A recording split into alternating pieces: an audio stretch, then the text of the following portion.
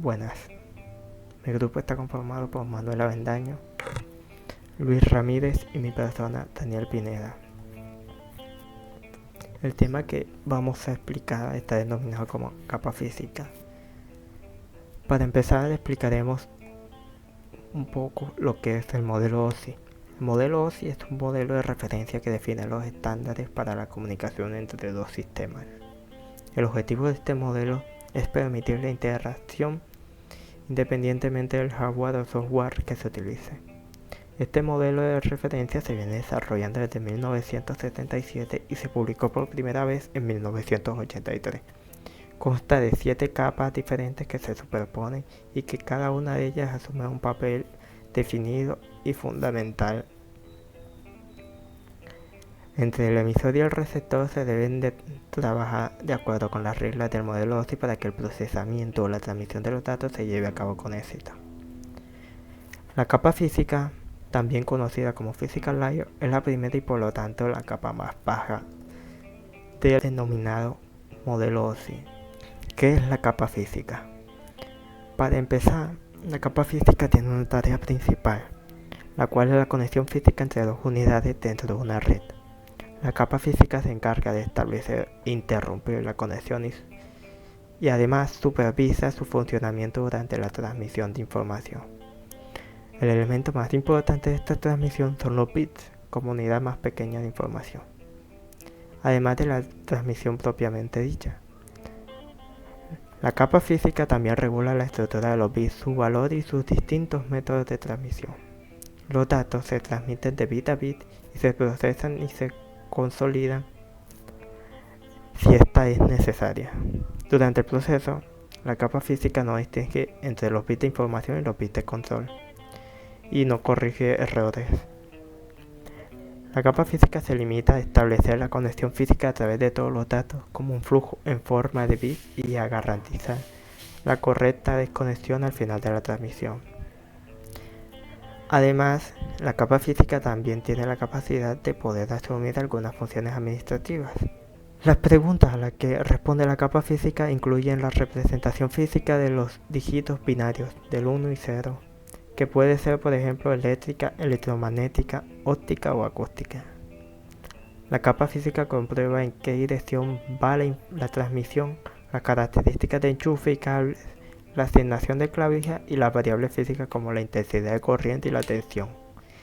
También son relevantes para la capa física. ¿Qué servicio presta la capa física? La capa física proporciona información a las demás capas para permitir una conexión fluida. La información puede ser, por ejemplo, señales de radio, señales luminosas o señales eléctricas. La elección de hardware adecuado para una red y la decisión de tipo de red adecuado también están estrechamente relacionadas con la capa física. Los parámetros que se definen en la capa física y también influyen en las demás capas, entre ellos la elección de un medio de transmisión, la función de cada línea, la velocidad de transmisión y el ya mencionado sentido de la transmisión, que puede ser simplex en una sola dirección, half duplex alternando entre ambas direcciones o full duplex que es simultáneamente en ambas direcciones. ¿Qué componentes corresponden a la capa física? Son varios los componentes de hardware que garantizan el cumplimiento de las especificaciones de esta capa.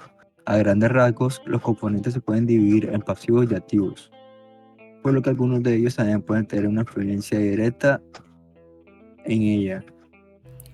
Los componentes que pertenecen a la capa física se pueden dividir en componentes pasivos y componentes activos. Entre los componentes pasivos tenemos la resistencia de terminación, las antenas, los cables, los conectores y los paneles de parcheo.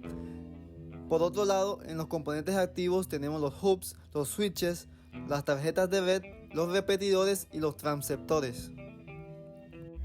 Si hablamos un poco más sobre los componentes pasivos, tenemos que decir que su principal función es facilitar la infraestructura física necesaria para la red.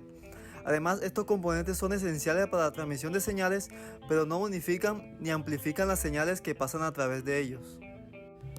Ya hablando de lo que son los componentes como tal, tenemos las resistencias de terminación. Estas resistencias se utilizan para evitar reflexiones de señal en cables de transmisión de datos.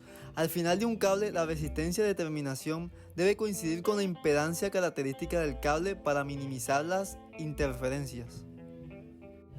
También tenemos las antenas, las cuales son dispositivos que convierten señales eléctricas en ondas electromagnéticas y viceversa. En la capa física, las antenas son fundamentales para la transmisión inalámbrica de datos, como en redes Wi-Fi.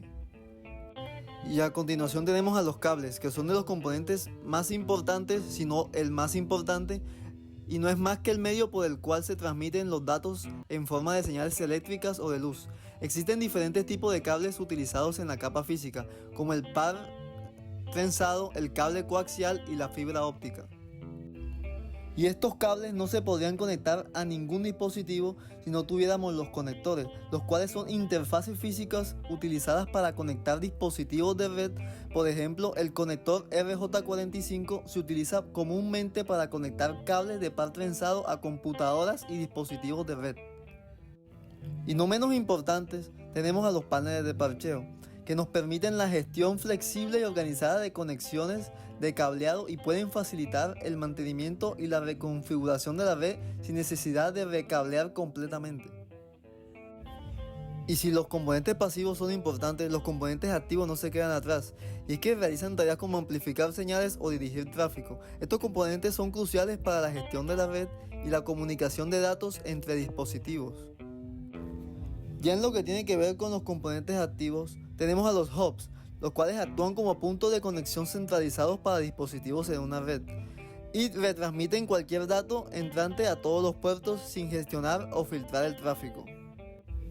Tenemos también a los switches, son dispositivos que operan en la capa de enlace de datos y la capa física, permiten la conexión de múltiples dispositivos y gestionan el flujo de datos entre ellos, mejorando la eficiencia de la red al enviar un paquete solo a la dirección de destino necesaria. Además es importante mencionar a los repetidores, que son dispositivos que se utilizan para regenerar o amplificar señales en una red para extender la distancia de transmisión de los datos. Tenemos también a las tarjetas de red, que pueden ser desde una tarjeta de expansión o un dispositivo integrado que permite a una computadora conectarse a una red. Y por último, y no menos importante, tenemos a los transceptores, dispositivos combinados de transmisión y recepción que se utilizan para convertir señales eléctricas en señales ópticas y viceversa, permitiendo la comunicación a través de diferentes medios como cables de fibra óptica. Se podría concluir que los componentes pasivos y activos son esenciales para el funcionamiento de las redes de comunicaciones. Los pasivos proporcionan la infraestructura física necesaria para la transmisión de señales, mientras que los activos realizan funciones de procesamiento y gestión de la red. Y ya para terminar, podemos decir que la capa física del modelo OSI es crucial, ya que gestiona las señales que se transmiten a través de medios físicos o inalámbricos, permitiendo la conectividad y comunicación efectiva entre dispositivos. Y con esta conclusión terminamos nuestra presentación sobre la capa física del modelo OSI. Muchas gracias por su atención.